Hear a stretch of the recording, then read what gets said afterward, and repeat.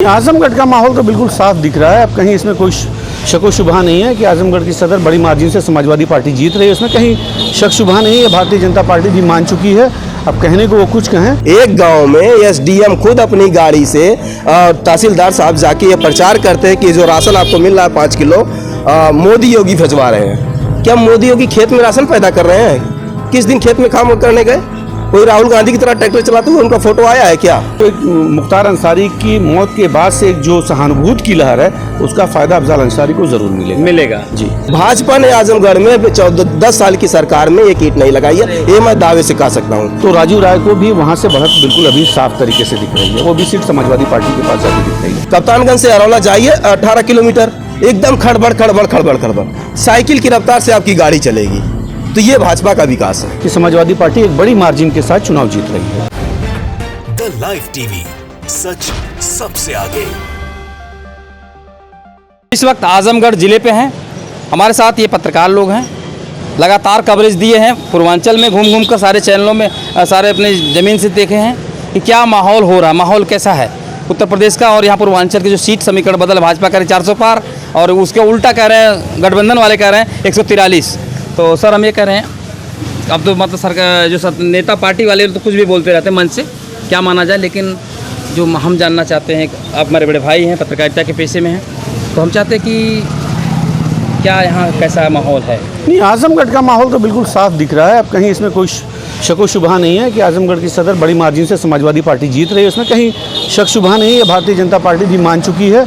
अब कहने को वो कुछ कहें, पर ये बिल्कुल स्पष्ट हो चुका है कि समाजवादी पार्टी एक बड़ी मार्जिन के साथ चुनाव जीत रही है। अब रही बात की बगल की सीट लालगंज है, वहाँ हम बहुत सेफ जोन में समाजवादी पार्टी ज़रूर है, लेकिन कहीं ना कहीं वहाँ फाइट अभी चल रही है। बीजेपी और एसपी के बीच मामला नेक टू नेक तो नहीं कह सकते, लेकिन वहाँ पर भी समाजवादी पार्टी को एज है। अब 2 दिन का समय हो सकता है बढ़त मिल जाए, तो वहाँ की स्थिति को तो हम साफ नहीं कर सकते। लेकिन आजमगढ़ की साफ किसी भी स्थिति में समाजवादी पार्टी यहाँ से चुनाव और अच्छी मार्जिन से जीतेगी। इसमें कोई शुबहा नहीं। आपके बगल में एक जिला है मऊ जी, वहाँ से भी आप लोग तो गए होंगे वहाँ? हाँ देखिए, मऊ में गए तो नहीं है, लेकिन जो वहाँ के दोस्तों, वहाँ के साथियों से बात हो रही है, तो अभी फिलहाल राजू राय समाजवादी पार्टी को वहाँ भी एक एज मिला हुआ है। एक ऐसा समीकरण बन गया है कि वहाँ भारतीय जनता पार्टी का जो कोर वोटर फॉरवर्ड वोट है वो राजू राय के साथ शिफ्ट हो रहा है। समाजवादी वोट तो उनके पास था ही, मुस्लिम और यादव समीकरण के साथ राजू राय चुनाव लड़ रहे थे। लेकिन जो फॉरवर्ड वोट है, जैसा आपने देखा होगा कि भूमियार का, छतरी का, जैसा विधानसभा के चुनाव में घोसी में हुआ, दारा सिंह चौहान के इस्तीफे के बाद दारा वर्सेस सुधाकर सिंह, सेम स्थिति वहाँ फिर बनने जा रही है। तो राजू राय को भी वहाँ से बढ़त बिल्कुल अभी साफ तरीके से दिख रही है। वो भी सीट समाजवादी पार्टी के पास जाती दिख रही है। उसमें कहीं कोई शुबहा नहीं दिख रहा है। तो और गाजीपुर के बारे में क्या कहेंगे आप? गाजीपुर के बारे में बहुत स्पष्ट तो नहीं कर सकता, लेकिन वहाँ भी परंपरागत सीट रही है। अफजाल अंसारी की लहर थी तब तो वहाँ कुछ हुआ नहीं। अफजाल अंसारी की सीट रही है, लेकिन अब वहाँ भी कुछ चेंज हुआ है, तो इसका फ़ायदा भी उनको मिल सकता है, सहानुभूति का और भी मिल सकता है लोगों। वहाँ पे कुछ है कि कैंडिडेट उन्होंने बदला है, कोई एक कैंडिडेट दूसरे आए हैं, भूमिहार वोटर्स हैं, अच्छे वहाँ पर हैं, तो हो सकता है उनके साथ शिफ्ट हों। लेकिन अब जो एक मुख्तार अंसारी की मौत के बाद से एक जो सहानुभूति की लहर है उसका फ़ायदा अफजाल अंसारी को ज़रूर मिलेगा जी, मिलेगा, ये बिल्कुल निश्चित तौर से। और देख लेते हमारे साथ एक और हैं भाई साहब, बताइए क्या नाम आपका? ज्ञान प्रकाश यादव। क्या करते हैं आप? मैं जो है रिसर्च स्कॉलर हूँ, PhD कर चुका हूँ और पिछले 1 साल से स्वतंत्र लेखन का काम कर रहा हूँ। तमाम अखबारों में लिख चुका हूँ। तो क्या माहौल देख रहे हैं आप यहाँ पर? यहाँ पूर्वांचल का जो माहौल है, हमेशा लगभग यहाँ सपा बसपा की लड़ाई आपस में रहती है।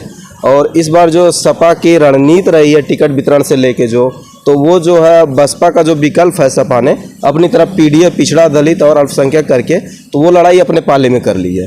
तो जो हम देख रहे हैं, जो अगर हम सारे चरणों की बात करें तो जो लोकसभा का चुनाव है, मुख्य 2 ही पक्ष है। एक सत्ता पक्ष है NDA अलायंस, दूसरा विपक्ष है इंडिया अलायंस, तीसरा कोई नहीं है। जो अगर तीसरे दलों से जो 1-2 सांसद बनेंगे भी हो, वो सत्ता के लिए इन्हीं दोनों को समर्थन देंगे। तो लड़ाई सीधी क्लियर है कि सपा बनाम बसपा की भाजपा की लड़ाई है, जहाँ जहाँ पार्टियाँ आपस में लड़ रही हैं। और आजमगढ़ की सीट तो आप जान ही रहे हैं कि जैसे इनसे पूर्ण रूप से सामत निकल चुकी है। और लालगंज की सीट भी सपा की निकलती हुई दिख रही है।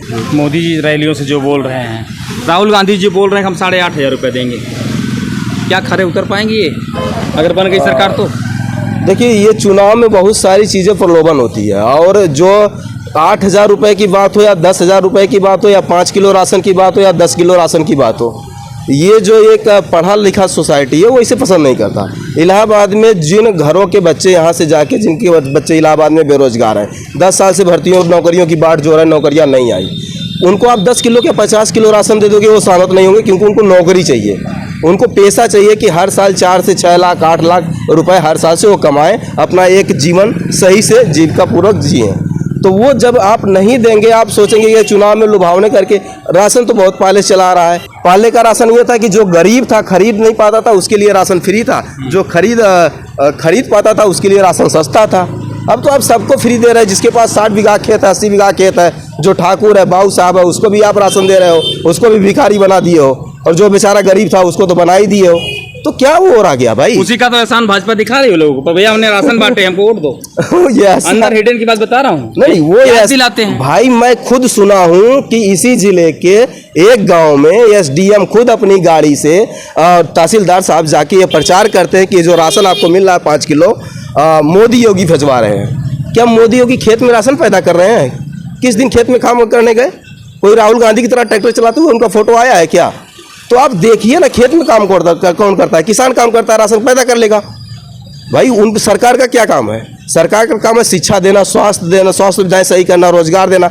आजमगढ़ में स्वास्थ्य का क्या हाल है भाई? मैं कह रहा हूँ कोविड महामारी भी तो दम भर्ती हम पीजीआई दिए यहाँ पर। नहीं, सपा ने, देखिए आजमगढ़ की जनता से आप किसी से भी सवाल पूछेंगे जो यहाँ पैदा हुआ है, यहाँ पला बड़ा है और यहाँ से पढ़ा है, वो जाहिर सी बात सीधे कहेगा कि आजमगढ़ में अगर विकास के नाम पे किसी ने काम किया है तो समाजवादी पार्टी ने सबसे ज़्यादा काम किया है। उसके बाद अगर किसी ने काम किया है तो बहुजन समाज पार्टी ने काम किया है। भाजपा ने आजमगढ़ में 10 साल की सरकार में एक ईंट नहीं लगाई है, ये मैं दावे से कह सकता हूँ। कप्तानगंज से अरौला जाइए 18 किलोमीटर, एकदम खड़बड़ खड़बड़ खड़बड़ खड़बड़, साइकिल की रफ्तार से आपकी गाड़ी चलेगी। तो ये भाजपा का विकास है। क्या माहौल है? बहुत बढ़िया माहौल है। यादव जी हैं क्या आप? हाँ, क्या आप तो कहेंगे सपा जीत गई? हाँ, सपा जीतती है यहाँ से 2 लाख से ऊपर से ज़्यादा यहाँ जीतेगी। और उत्तर प्रदेश में? उत्तर प्रदेश में भाई अब वहाँ भी लहर चल रही है योगी जी कह रहे हैं हम 80 सीट ला रहे हैं कि वो योगी जी 20 सीट नहीं यूपी में पाएंगे। आपका आंकड़ा गलत है, 20 सीट नहीं, ज़्यादा मिलेगा। 20 सीट है। तो ये बताइए, नेता तो कहता है कि मैं सरकार बना रहा हूँ, गलत क्या कह रहे हैं? सही कह रहे हैं। और वो जिस आदमी के आप लिए किसके सुनिए, बना रहे हैं? वो जिस आदमी के लिए कह रहे हैं, वो आदमी मालूम है, उस आदमी ने इस आजमगढ़ की धरती के युवाओं को मनबड़ कहा इनके पैर में गोली मार देनी चाहिए। 2 साल आंदोलन चला, झांकने गया वो किसानों का नेता है, वो तो किसान के घर पैदा हुआ था। क्यों नहीं गया झांकने? अरे यादव तो आपके बिरादरी को भी है। अरे यादव होने से क्या होता है भाई? यादव होने से क्या होता है? हत्या हो गई, यादव होने से क्या होता है? मतलब 700 किसान मर गए रोड पे, कुछ नहीं मेंटेन है भाई। अभी रेप हो रहा है। अच्छा, जेल में माननीय सांसदों की हत्या हो जाए, ये लोग कहेंगे बहुत अच्छा हो रहा है। अच्छा, एक बताइए, बनारस में देखा जाए जिस तरह से आप बनारस में देखिए, ब्रजेश सिंह बरी हो गए। ब्रजेश सिंह माफिया नहीं भाई, वो क्या संत है ब्रजेश सिंह। ब्रजेश सिंह क्या? 8 एक पूरे परिवार को खत्म करवा दिया। देवता है, हम कैसे कहे? वो तो न्यायालय का है, हम क्यों कहे? वो न्यायालय अतीक अहमद हो जाती है। और बहुत सारे अतीक अहमद अपराधी तभी वहाँ से आए थे। कहाँ गए वो लोग?